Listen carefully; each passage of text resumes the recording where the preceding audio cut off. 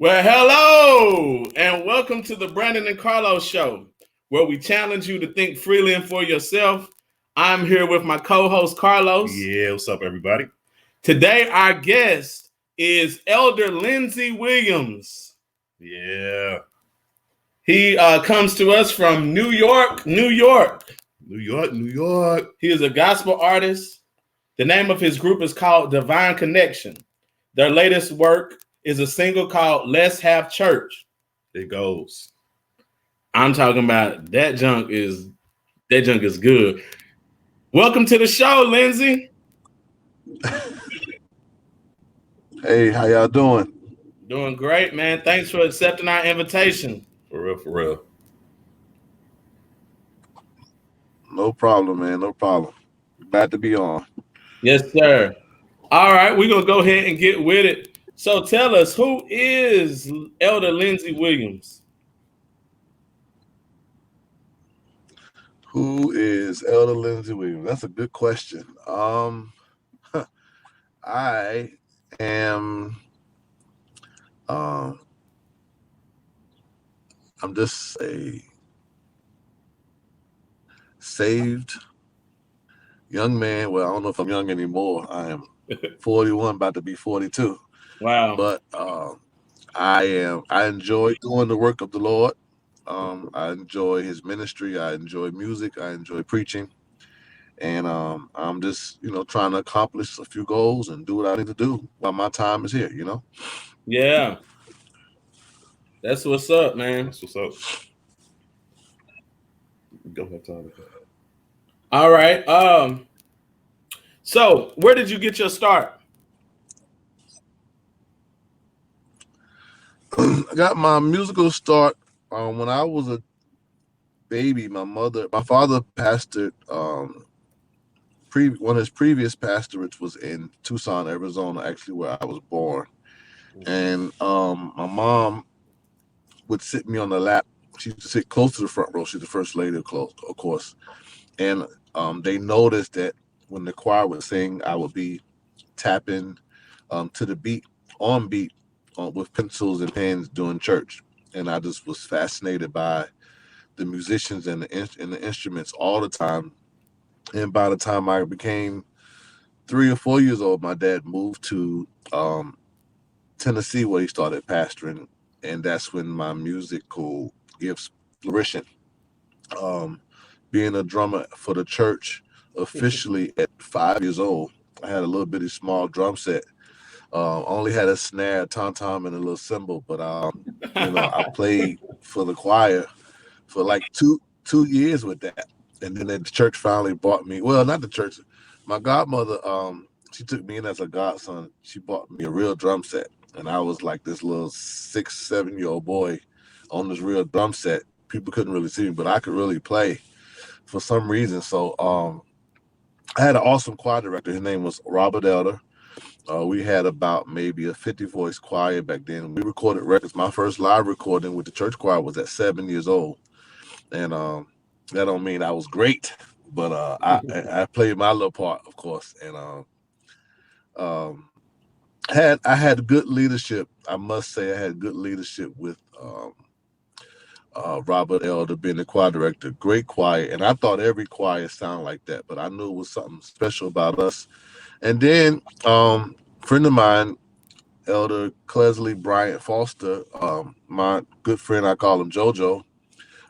We met early age. My pops took him in as another son, and he was a drummer. And me and him used to battle it out every year at this concert on drums. Like, we used to go hard. And one year he came to this particular workshop concert, and he said, well, you probably can beat me on the drums, but you can't do this. And he just hopped on the keyboard and started playing a song by John P. Key, Jesus is Real.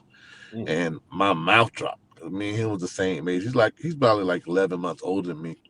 And my mouth just dropped. And I was like, how'd you do that? He was like, I went on a fast for 2 weeks, and the Lord gave it to me. Like, he just started playing out of nowhere. So I was fascinated at 13 about playing the keyboard. And he helped me. And next thing you know, we hired him at the church, and then he moved on. And I started playing for the church. And next thing you know, we moved here, and then my whole musical ear and everything just kind of opened up to a whole nother thing. So that's pretty much the whole beginning. Once I got here, I was exposed to gospel artists that I listened to actually on records. That's Kyle Walker, James Hall, people like that. These people's actually. Um, I'm not necessarily in New York. New York. New York is broken up into 5 boroughs, so I'm in Queens, but it's all one big thing, collaborate together. So I was able to go to Brooklyn um, to see some of the gospel artists. Timothy Wright at the time was still alive. This is a strong musical place, and if you're gonna be here, you got there's no excuse for anybody here. The amount of competition, amount of when I say competition, I'm not necessarily in a negative way, but it's just so many people doing music on a certain level because it's a big city. It just changed my whole approach to music because there's so many musicians that are good doing the same thing. And so that's it. New York changed me into a different animal. You got to be aggressive here. And but that's pretty much the beginning. So tell us some of your influences. I know you named some, a Hezzy, Timothy Wright. Anybody who's anybody or anything, anybody who knows anything about gospel music knows that you just named like some of the generals. But what's some of your influences? Maybe that people don't know Right. about. Um, Playing the organ or as far as artistry? Either or. Well, the late Michael Joseph was a guy who, like I already mentioned, JoJo, my good friend. He was the one that really started me in this endeavor in music. But musician-wise, the late Michael Joseph, um, he was a legend in his own right.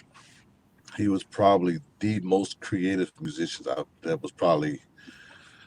He wasn't famous nationally. If YouTube and social media would have been out then, he definitely would have been famous nationally and probably worldwide. But um, this guy opened my creativity music wise. And even to this day, he passed away maybe like 10, 11 years ago. Even to this day, it's things that I listen to that I just don't even understand. But he was a great influence musician wise. Um, Friend of mine who's very well known. Him and another guy was around us a lot locally, doing a lot of stuff, and they really changed the sound of music in our area. Corey Henry and Travis Sales, these guys were playing for different groups locally, and Corey is now all over the world. So is Travis playing for Chris Brown, different stuff like that. Um, those guys probably was influential in me wanting to be better. As far as artistry, I've always enjoyed Bishop Hezekiah Walker and Ricky Dillard. Um, and even to today, one of my favorites is Kevin Lemons. Mm-hmm. These guys like that are keeping the choir sound alive. I don't dislike groups or I don't dislike praise and worship, but it's something about the choir sound. Um, I enjoy intros and verses and vamps and bridge and stuff like that. Not just and everybody has their own take. I don't knock any genre of music. Some people are cool with the 4 chords, 4 words. 30 minutes. I think that's cool. But my mind, I get bored quick. So I need words. I need chord changes. I need So that's just me. So. But I don't knock, I don't think we should never compare or disregard any type of music that's giving praise to the Lord. But me particularly, I do like choir music. That's what I grew up under. In the '80s, that's what it was anyway. I was born in '78, so by the time I started playing for the church, officially I was 5 years old. That was the '80s. You talk about Thomas Whitfield and Florida Mass, Jersey Mass, stuff like that. So, for me, that's just really um, where my heart is, choir music. And I've had a group. A lot of people don't know I had a group before there was Divine Connection. I actually had a choir before Divine Connection. A group before Divine Connection, and then a choir before the group. I had a group years ago called Christ Combined, and I had over 100 choir members. That was in like 1999, and I don't even think Brandon knows that. I've been knowing Brandon for a long time, but I don't know if Brandon knew I had a choir back then. I had like 100 choir members. That's when everybody had a big choir. And then later on, probably 2005 or 6, I had a group with a pastor friend of mine, Darius Nixon. We had a group that was pretty dope. And then Divine Connection just kind of evolved out of my church choir. Okay. So my church choir just kind of kept holding it down. And then that's it. That's what's up. That's what's up. So tell us about your upbringing. You stated something about starting off on the drums. I think every church musician starts off on the drums. Some of us either evolve or move on to other instruments. I happen to stay with the drums. I started when I was 4, and I just stayed with it. I just I couldn't go anywhere else. I just loved it that much. But yeah, tell us about your upbringing. Right. Drums. I mean, I played the drums until I met, like I said before, my friend JoJo, and I still played, but my interest kind of went to excel into the keyboard and organ. I was just fascinated that I had never seen nobody that young play during that time. What was that? Maybe 89, 90. I had never seen nobody that young in my city play like that. And so that's really how I evolved off the drums to to the organ, stuff like that, as far as my upbringing musically. But that's pretty much it. I mean, I still play. I have played recently, but I can't. I don't have any stamina at all. Like I couldn't play for a whole service to save my life. So it's a wrap. Yeah, I feel you. I can play. I mean, I played in choir rehearsal before, but maybe a song or two. But nah, that's a wrap. Nah. Yeah, Brandon's back with us. How long have you and Brandon known each other?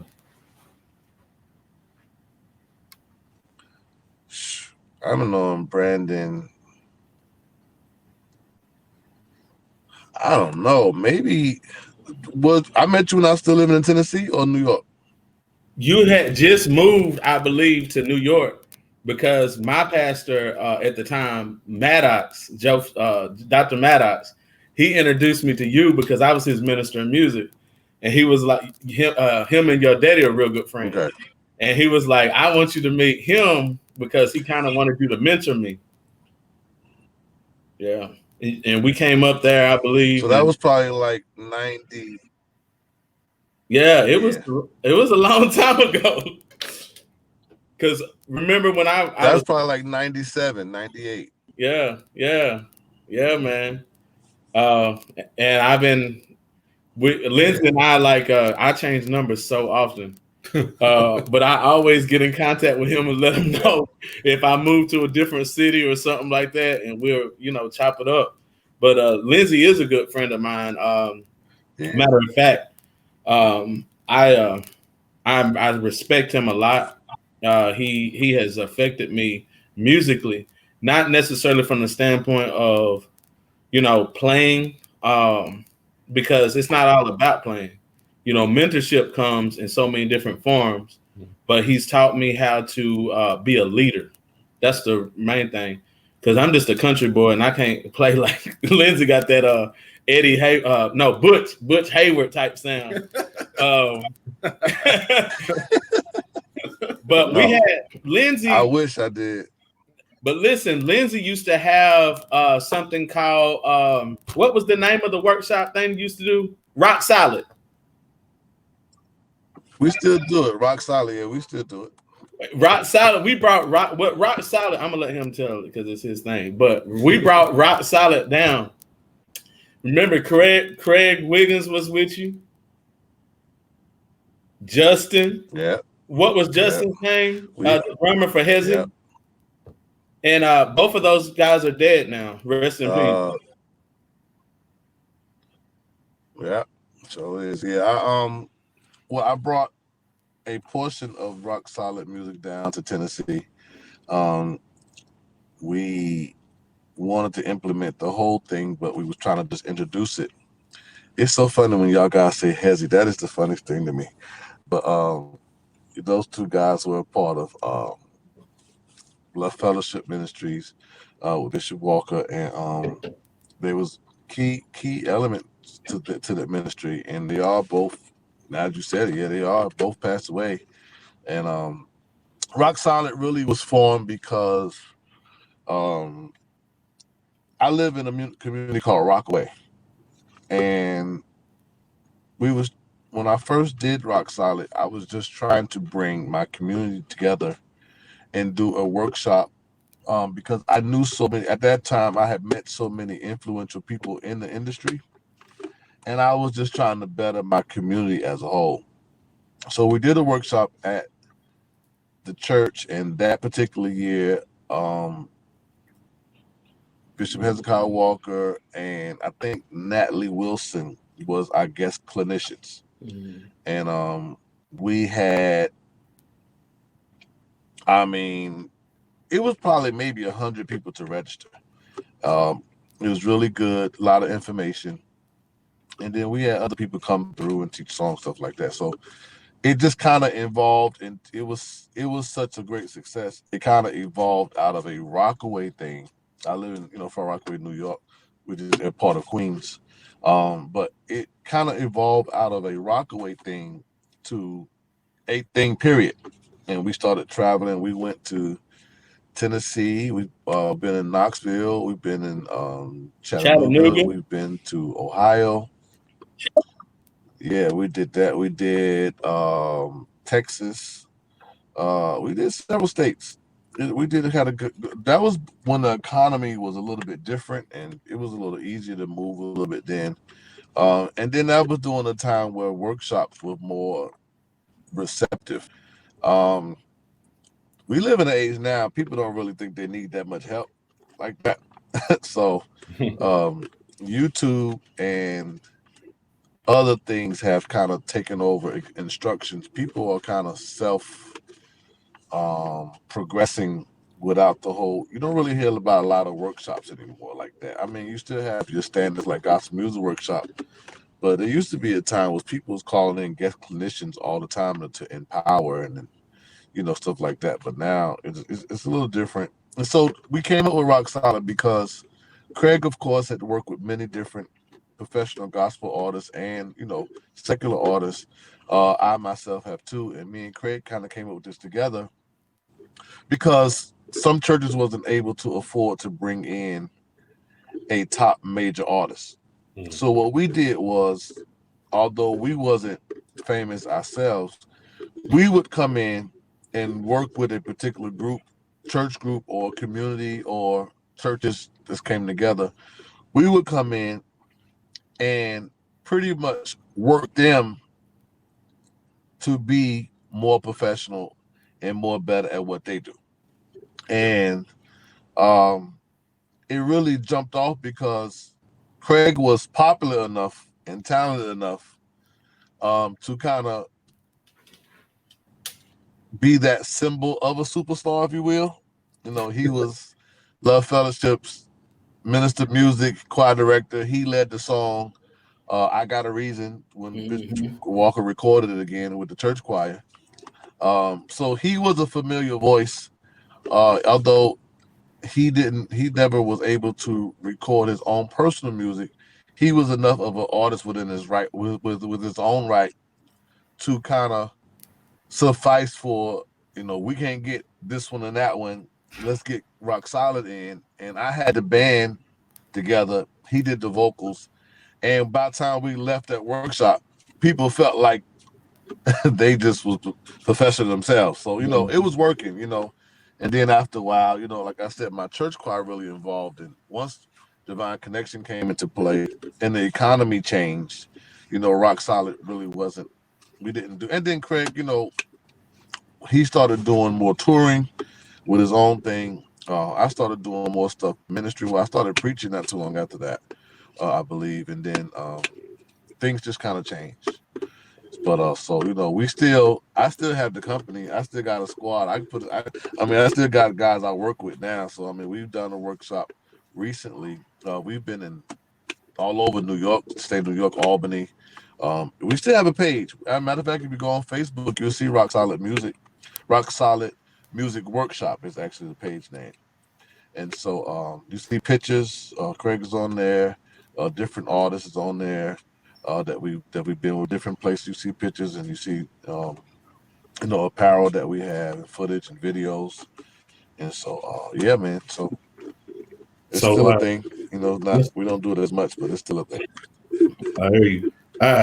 One of our watchers, he posed, or he actually had a comment. Titus Robertson, he said, "Choir sound is true gospel. Tires of CCM. Gospel is our music, but unfortunately, it's losing its identity to CCM music, and the cause is due to people wanting to be popular and wanting to conform to radio, to sell records, and get opportunities. Radio has influenced the negative change in the culture of gospel music." How do you feel about that? I know Titus. Is that Titus the producer? Is that Titus, my friend Titus? Titus Robertson. Huh? Titus Robertson. I would have to. Yeah, I know a Titus. I'm on that's him because I'm sure people got that name. But if it's the one I know, he's definitely I know a Titus that. Huh? You talking about the one that played for James Fortune, ain't you? He played for everybody. Yeah. He played for my friend Titus. Played for everybody. Kurt Carr, James Fortune. He is a musician of musicians. He's producer. He's actually. I don't know if that's the same guy. I'm about to find out. But keep talking, buddy. But yeah, how do you feel about that, though? Yeah, I think about praise and worship influencing the industry. Okay, I feel it definitely influenced the industry. It changed a lot. Choirs were definitely the dominant of gospel music, and I think promoters, and how can I say this? When I was traveling with Bishop Hezekiah Walker in Love Fellowship, I played for him for 5 years. We was actually getting on planes with 40 people. Like, people was actually paying for that many tickets at that time. We was getting on buses with 50, 60, 40 people. Traveling during that time was just different, and people would pay to see Bishop Hezekiah Walker and the choir. Not just a few singers. They wanted the choir. And then some kind of way, promoters got smarter, and they was like, the whole choir don't matter. I call it the praise team syndrome. There was a girl that used to sing. I used to work with at the church years ago. She called me one day. She said, "I just want to let you know the Lord has spoke to me and elevated me." And I said, "Okay, what are you saying?" She said, "Well, I'm no longer. I feel like I'm no longer to sing with the choir, but the Lord has blessed me and elevated me. I only want to sing with the praise team." And her explanation to me, I asked her why her explanation to me didn't make sense. But since that conversation, I realized that people just want to be identified as an identity. It used to be a thing where, long as I'm just singing for the Lord, I don't care who's singing. Now it's like, if I ain't in the mic, or I'm not on the front line, or if I'm not, leading a song, then I can't do it. and that kind of crept into gospel music. I mean, it's easy to pay. I got almost 30 choir members, but it's easier to travel with 10. You know, Right. it's easy to travel with as less as possible. I mean, it's just like with musicians who use Logic, Pro Tools, and Ableton. You can go get a whole band, or you can get one guy Right. that work his stems on a computer and get a drummer, Right. and you can just save. I mean, a lot of churches now don't have no whole band. Most guys just got a keyboard player with a laptop and a drummer, and everything just because of technology and because of everything started to become visual instead of audio. Right. Audio. It used to be with CDs and tapes or whatever that when you would buy a CD on the cover, you would see the artist and the whole choir. Right. Now you just see a personality, you just see the person. And so it just leaked over into the church, it leaked over into the industry, and it went from bringing the whole choir. Now nobody travels with a choir like that. I mean, Ricky Dillard does, Kevin Lemon, don't get me wrong, but a lot of the settings, because Ricky Dillard is like a staple in the industry.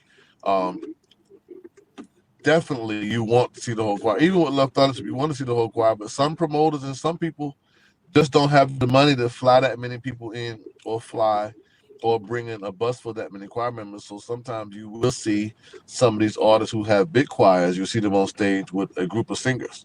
And um and some of these record labels have, suggested or enforced some of these artists do they have choirs to sing more praise and worship music. And like I said before, I don't knock the praise and worship genre. I don't knock the songs. I'm not a praise and worship guy. If I sit down and play for a service right now, anything that's past 2001 or 2, I'm done. I don't even know it. Like I don't even know none of this stuff. I couldn't play none of this new stuff. Not that I couldn't play it. I could probably play it. I just don't care to learn it. You know what I'm saying? I don't learn nothing new. I ain't gonna lie to you. I haven't learned a new song in a long time. I don't really play at the church like that anymore. I hired a guy who's really dope. He knows all that stuff, and I play the old stuff. But I don't really even care to learn. I mean, for the most part, a lot of it kind of sounds the same, so I get confused anyway. So you learn one, I feel like you learn them all, but it's just not interesting to me. And like I said, that's not a bad thing. I have my own personal choice, And some of the songs are really good. We did a opening with Todd Delaney here, a good friend of mine, Stanley Brown. He had Todd Delaney come and do an album release, and we was on to open up. And people like Todd Delaney, he sings, he does it's not choir music, and I guess you would call it praise and worship. But some people like him really attack these songs a certain way. And if you hear his story, you'll see how genuine it is. That's why I said everything is a preference. I love to me, he got a new album coming out. I don't know if y'all know, but he got a new album coming out, and this is I heard is really, really nice. He's definitely a hit maker, and he's very sincere. So that's what I think. My friend Rich Tolbert, he does praise and worship, and he's very sincere. So I think it's a blessing that we have different genres for everyone to appeal to their interests. But I do feel like the industry has persuaded everyone to do praise and worship, and I just kind of feel like when you wipe out a whole group of things for one thing, it does dilute. And it doesn't mean that praise and worship is diluted. It just means that the gospel genre period has diluted, and it has become more of a simple, more than artistic or complex. I think if you have an interest in a person like a James Hall and you want to hear 1,000 chords in one song, you should be able to hear that. You know what I'm saying? If you have an interest in a Tasha Cobbs and you want to hear 2 or 3 chords in a song, I think you should be able to hear that. I don't think the industry should have did what they did, but I think it was more economics than spiritual or musically. Be honest with you, that's what I think. That's just my opinion. So okay, let me pose this question. What do you think needs to be done to get the choir music back, back to where it once was, or can it even get back to where it once was?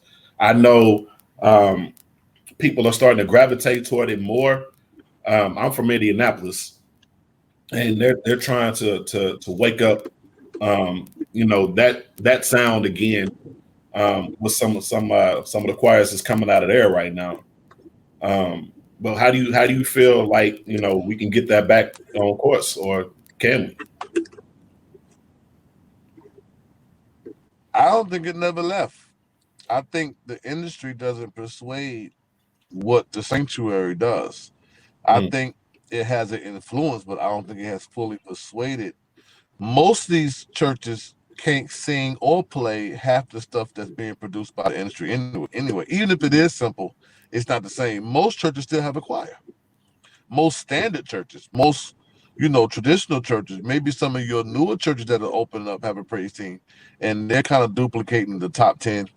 But you still have a number of churches that have choirs, and these choirs are singing the songs of the 90s, the 80s, and the 70s. And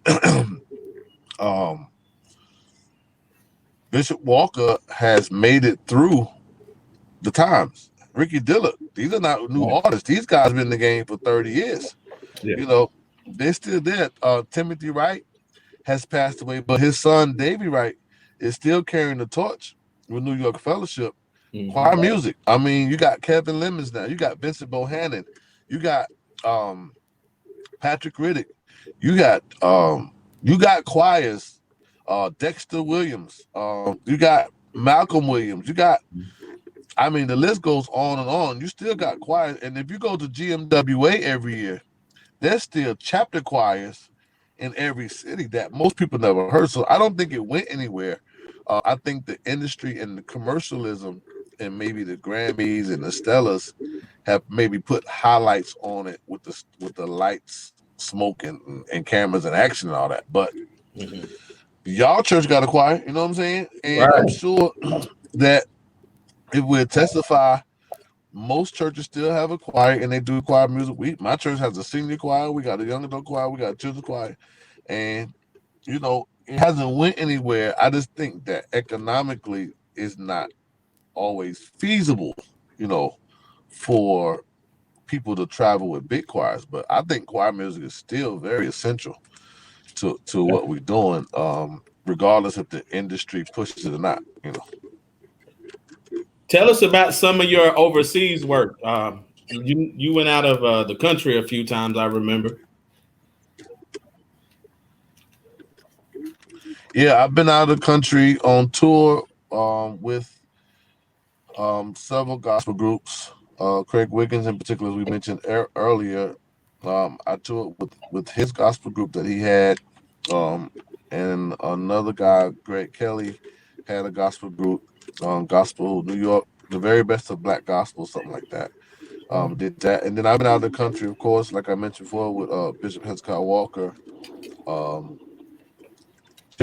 Different, pretty much almost every continent on the world, if not all of them, most of them, with Bishop Walker. Bishop Walker is actually a global artist, and we've been all over. I've been all over the world traveling with him and his ministry. London, Japan,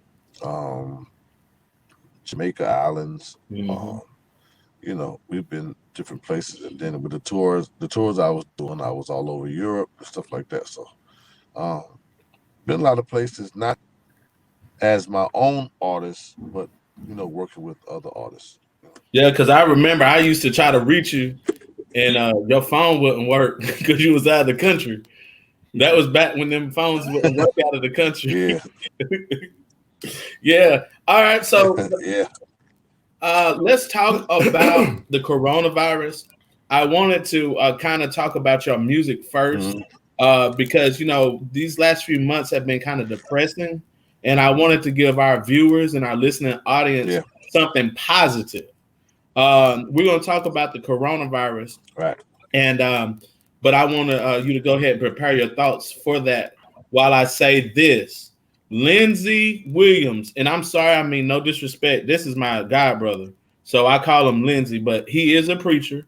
He's Elder Lindsey Williams, the son of the great J.D. Williams, who says you about to listen to the good preachment for the day. I love to hear your daddy preach. He uses some words. I remember him and when Maddox, and I remember our good friend Tommy Mims, who has passed on. God rest his soul. Yeah. Bentley Thomas, who's the from the Virgin Islands. Yeah. He would come over, and I remember one morning he used to take all these vitamins, and I'm like, why is this dude? He took like over 100 vitamins, and he was like, Brendan, you need to take some of this. It'll make you live longer. And so, you know, Lindsey and I, we go back a long ways. I love him, you know, with a brotherly love, and he has always been there for me, always. But I said all that to say this. He has released a new work called Let's Have Church. I placed in the comments on Facebook where you can go and buy it. It ain't nothing but 99 cents. Go buy it. If you like churchy music, choir music, it gets real nasty. And I say that in a good way. It is a good song. It's that New York sound. What I love about Lindsey, and I ain't been doing that much talking because I've been doing the technical side of here, but I got to do some talking about this music because Lindsey produces music that you can sing in your local congregation. All of this music that's out, I mean, I'm not knocking it at all, but a lot of it, as he alluded to, you can't even play, you know, because it's very intricate and complex. And when I'm saying this, I'm not taking away from Lindsey's music because it's complex too, but it is playable. Okay, it's playable. If you want your sopranos to squall, listen, I'm from the South, and I've been trying to get my sopranos to squall like New York sopranos forever, and it just ain't happening. I guess y'all eating some KFC or something down here because y'all got some squallers. But I'm very proud of this brother because he is the epitome of, because he's from the South. He came from the South and went up north, and he became very successful.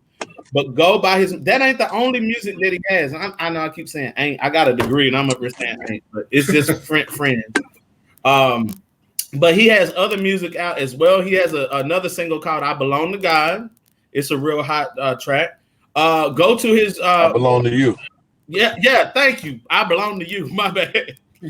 Go to YouTube and put in Lindsey Williams and Divine Connection, and you will find out how popular this group is and how hot they are, because he has hundreds of thousands of views. And you know, don't take my word for it. Do it. When this coronavirus is over with, if you need help bringing him and his team, get at me. Okay, I will get you in contact with him, and he will bring his crew down. Your choir ministry will never be the same. They just won't. And he teaches you, as he said, how to be an artist in your own right. So every choir desire is not necessarily to be an artist, but you will present yourself with a more excellent ministry by bringing his group down. Now, with all that being said, I'm really thinking about bringing him and a lot of cats down here. They love Glenn Gibson. And your drummer, who's your drummer right now? Will Davis travels with me. Isaiah Johnson travels with me. Travis Davis, Shawan. I mean, we have, it's a lot going on up here, honestly. So some of my guys play for different artists and tour stuff like that too. So we have, you know, I don't have a particular drummer, but we was about to do a live recording, and you know, we were gonna use Will. But if you go to my website, I have a website, www.jlindsey.Williams. Okay. And you see everything on there, from the preaching to rock solid music workshop, Divine Connection. I Belong to You is on all digital networks. Let's Say Have it Church again. is on all digital networks. Say the website again, Lindsey. Huh? Say the website again. www.jlindseywilliams.com. Okay. We're putting it in the comments. Sorry to interrupt you, but we're putting it in the comments. You can just click on it right there, y'all. But keep on going. I'm sorry to interrupt you, buddy. Yeah, if you go on the website, www.jlindseywilliams, you'll see all the information. We have t-shirts, we got music, the preaching, the workshop, like I said, pictures of some of our histories on there, bios and stuff like that. So there's a lot on there that you can kind of see. Also, there's a lot of stuff on YouTube too, but also we was planning to have our first live recording in Chattanooga, Tennessee next month. But due to the stuff going on with coronavirus and they just had a tornado. Please pray for those people in Chattanooga. Yes. They had a Yes. major tornado in Chattanooga early this week. And so I talk to my friends down there every day. Some of them are still without power. We've been through that. We had Hurricane Sandy, so I know exactly what they're going through. But on top of a pandemic, to have a tornado hit like that, that's really, really, really bad. So, please pray for them. But yeah, if you can support the music, I appreciate all of you all who have. We've been on a lot of radio stations, stuff like that. So we have a lot of music coming. A lot. God is blessed. So yeah, definitely check out the website and support. And I appreciate, and I think I just want to say this before we go into coronavirus. I do appreciate you guys even doing this time, because people need to still be informed and be uplifted at the same time. Yes, sir. It's good to, and I do appreciate the opportunity being on. Yes, sir. Yeah, thank you. Yeah, thank you, buddy. So talking about the coronavirus, what in the world went through your mind when you first heard of it? Like, what was you thinking? Can you remember?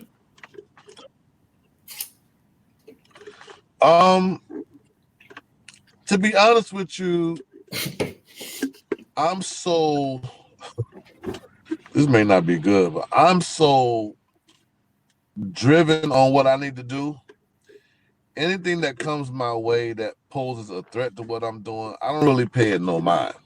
Like, I try not to engage in anything that's going to stop me from doing what I need to do. So when I first heard about it, I was like,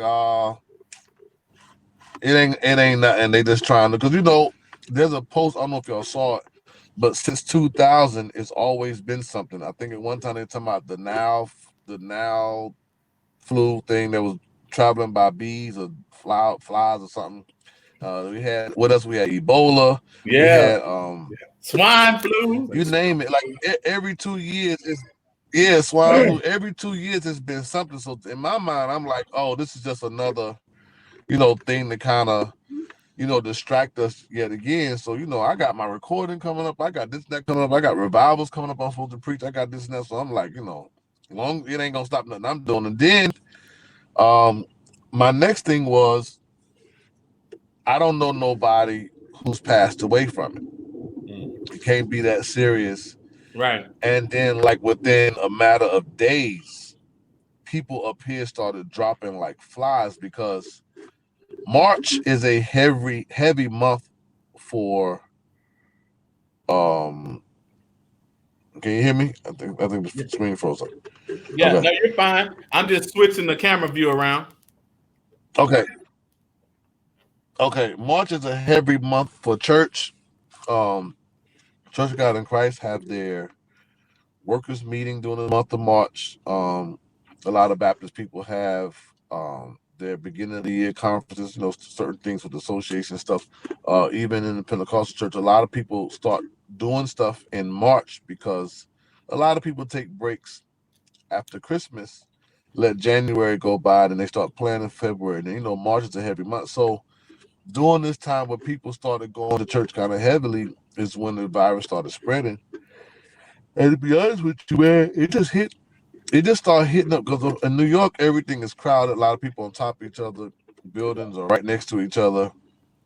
There's always crowds everywhere. Everything is packed. Everything is full of people. So, of course, we got hit the hardest. If you ever been to Manhattan, any time of the day, I don't care if it's in the morning, afternoon, night, evening, early morning. It's people everywhere. So of course, Yeah. it just started spreading like crazy. And next thing you know, I'm looking on Facebook, and every 5 minutes somebody's dying. Right. And that's when it hit me like, yo, because they started saying, okay, there's no more school. Once they took off, once the basketball season ended Facts. and hockey ended, I said, oh no, this is for real. Yeah. I Definitely. said, now when they start Probably closing not. down arenas, we definitely in trouble. I mean, they had WrestleMania a couple weeks ago with nobody in the audience. That was terrible. I mean, Yeah. you know, so there's no sports, and so this thing ain't no joke. So I mean, whenever like here, I'm not looking at the numbers right now, but I know it's way up there as far as the numbers in New York. I think we have exceeded New York has exceeded countries in the world with Yeah. deaths. I don't know if y'all can pull it up. Yeah, I'm about to right now. Yeah, but we got hit hard, especially in the church community and just any community, because people here are so tough. So I mean, I say that to say this: what was once taken lightly, people need to definitely take it for it. And just because your city is not packed out like ours, you know, you may live in a smaller city and people may take it lightly. Please tell everyone you know, even down there in Florida, Yeah. your statistics can become the same as ours if people don't comply to the rules. It don't just hit. It don't have no name on it. You know what I'm saying? Like there's not a specific race or age. It's whatever this thing is. It can be deadly if you already have health complications. So I'm not saying people stay in the house and don't go nowhere. Never. If you got to get food, you got to get food. If you got to take a drive, you got to take a drive. But you cannot be up under people like that. They opened up beaches and stuff soon. They're trying to open up the beach. They're trying to do this and that. Like, that's very dangerous because you don't know. They haven't found a vaccine for this. And people still haven't got tested who really have it. Right. And just because I have it don't mean I have all the symptoms that someone else have. And I may have it and could be walking around, and because of my body or my immune system or the strand that I have, I could be walking around like everything's okay. And I could give it to someone who has, you know, health issues, and they could be in the hospital for 3-4 days and die. You know, they don't have no explanation for this thing. So people really need to take it seriously. You know, I'm coming from the worst place, you know what I'm saying? So, you know, I don't know. It's really bad. The deaths in New York City to date, 8,893. Now, on the flip side of that, 18,000 have recovered, but both sides are still high. Forget the recovery. Right. Listen to the deaths again. Let me say it. Let me pause. Let there be silence. Listen. 8,893 people have died in New York City. That's a lot of people. It is. And I say that and I stress that point because there was a video that went viral down here. They had an Easter party or a block party or something like that. The people who did it had good intentions. You know, they wanted to give the kids something to do for Easter, blase, blase. But it went viral. You saw them. They didn't have masks on. It made the black community look like we just don't have any kind of sense. But I wanted to quote the deaths in New York because Lindsey lives in New York. He is with us on the show today from New York. I don't know if he's by a tree or by a pond or what, but he's in New York right now. And I want y'all to listen to him. He is experiencing the coronavirus because every Sunday when he and I talked, he told me it seems like preachers are dying on Sunday. When it gets close to you, it makes you want to wake up. So for the next few moments, Lindsey, if you could just plead to our people. When I say our people, I mean black folks, to take this thing seriously. Carlos and I, we do this show weekly because we're trying to bring some entertainment, some information during this time from our perspective. Right. But he's the only person I'm around weekly. If we got it together. And I'm sorry, but that's just the way it is. We still got to do the show.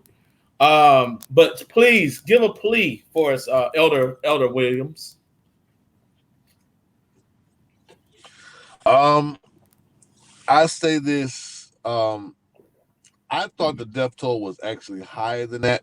To be honest with you, I know the cases in New York, I thought was a little higher than that too. I know there's a lot of people, like you said before, recovering and stuff like that. But the fact that if it's 8,000 or more, whatever, that's a lot of people. That's a lot. Just because we have a whole lot of people here, and that number is high, doesn't mean that if you don't have that many people that those numbers can't get high. That's a lot of people compared to the ratio that we have or whatever. But if you got 1,000 people in a city and 100 people die, that's 10%.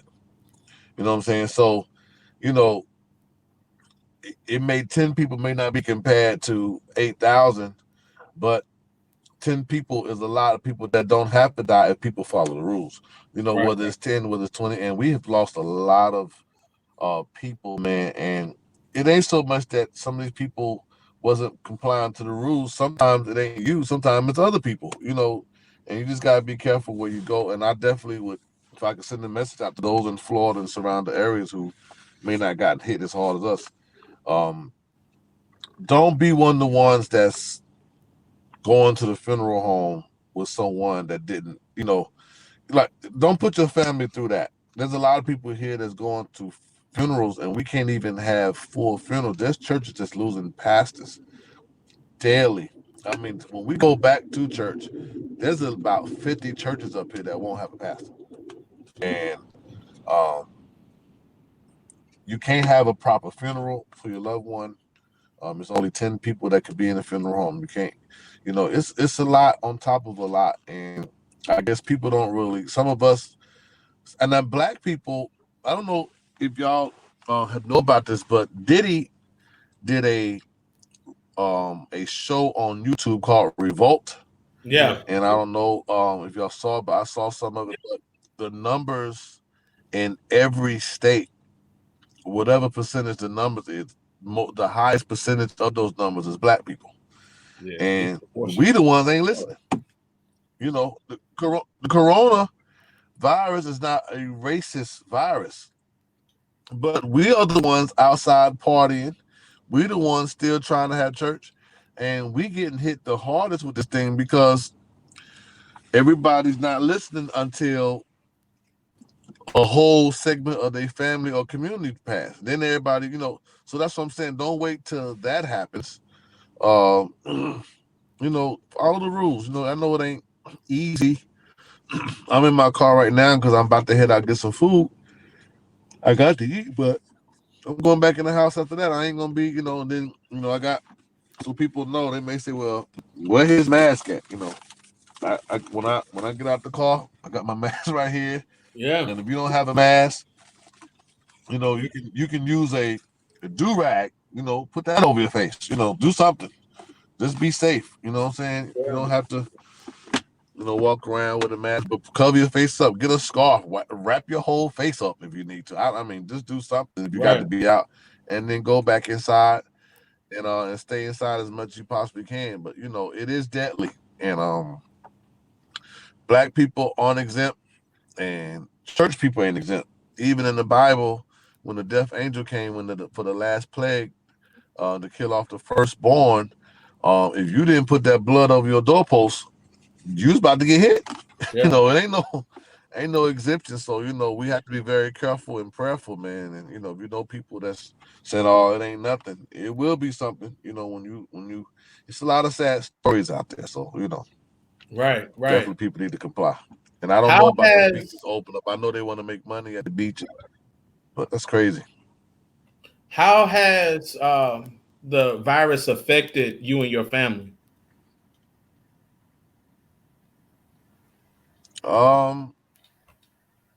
Well, thank God no one in my family has called it. If anything, it's just boredom. It ain't much to do. This is a city where there's always something to do. I mean, we can still eat. You just can't eat in. You got to take out. Mm. There's a lot of people out driving than it used to be. Some people here just tired. Just kind of. So sometimes people just see people just driving, but it's really not too much to do. Maybe visit somebody in your family. But to see this city shut down like this, man, is amazing, man. I've never seen New York look like this.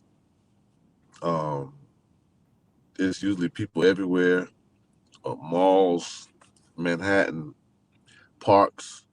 But this city has really shut down, and there's, for good reasons, because you're trying to, our mayor and our governor is really trying to make it safe. But people are kind of getting a little tired, I will say. But Yeah. I don't know. Hopefully, people in Florida will catch not catch corona, but catch the lesson. Catch the warning. Stay inside. Right. Right. And the most important thing, Wash them hands. wash them hands. Well, Lindsey, Yeah. Wash your hands and get a mask. I think they are encouraging people to get a mask too. I know it's not comfortable, but they are encouraging people if you got to be out. Once you, and I believe, honestly, I think it's more than just person to person. I do believe there's something in the air too. Seriously. Yeah. Something ain't right. Right. Well, brother, thank you so much for being on the show. This has been a very informative show. Thank you so much for taking the time out to be on the show. And I promise you, we're gonna get you down here. If it is not me, somebody gonna bring you down here. I'm gonna make sure of it. Because I love you, man, and I love what you're doing. And so we just wanted to really give you a spot at the beginning of the show so that they can know about your music. Right. I know people know about your music up there, but I want to give people on the dusty shores of Pensacola a chance to hear some different music. And so we're going to do that. Maybe I appreciate that. I like how Vincent Bohannon is doing those watch parties. You know what I'm talking about, where they premiering videos and stuff like that. I might do something like that and just showcase your music, because I really want people to know about your music. I tell people you're my brother all the time. We got the same last name and we both light-skinned, so I can get away with that lie. And plus we're close. But do you have any final words? No matter what it is, it doesn't have to be about the coronavirus. I mean, because coronavirus is a dark cloud. It can be positive no matter what it is. You giving our benediction. You're a preacher. What are the final words that you have for us today? Well, hold tight, real quick. Real quick for our listening audience. One of our upcoming shows, we are going to talk exclusively about music, whether it be secular or gospel. We are going to dedicate a whole show to music. Lindsey, man, we would love to have you on as one of our people we talk to and have this conversation about. We're going to talk about the industry. We're just going to talk about and just chop it up about music. So I want to personally invite you, man. We're going to let you know the exact date when we're going to do that show. But I would like to personally invite you to be on. No doubt. I'll do it. I'll be glad to do it. We appreciate that. So to our listeners, we'll be letting you know when that show is coming. Go ahead and give our benediction, Doc. Well, I say this to everyone. If I had to wrap this whole thing up, I would definitely say that in bad times, try to be as positive as possible.